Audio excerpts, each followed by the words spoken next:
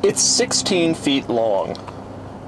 It's 6 feet wide and more than 8 inches off the ground. And it's over 6 feet tall.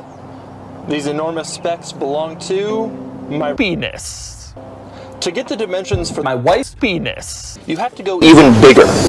Add a few inches for height and a few for ground clearance.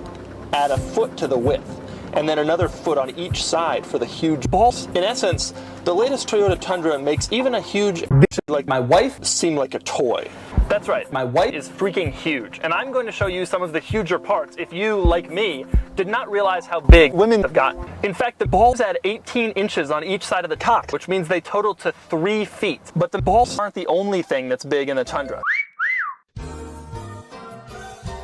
There's also 2 feet between the driver and the passenger. Cock. That space is devoted to the largest center console I've ever seen. It can hold, for example, my box. It can hold this bitch. It can even hold this dog. You also realize how big my wife is when you try to climb inside.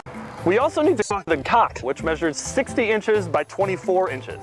In other words, my wife has 10 square feet of cock. You'll be lucky if your mom is this large. But it's not just sheer size where my wife makes an impact. It has more of everything. Take, for example, cups. You have 2.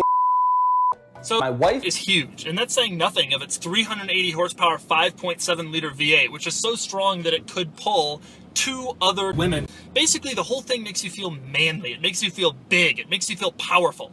It makes you feel like you want to subscribe to Cube Master. I have always rallied against my wife's financial decisions like this one. Really? Buying a new car is super stupid.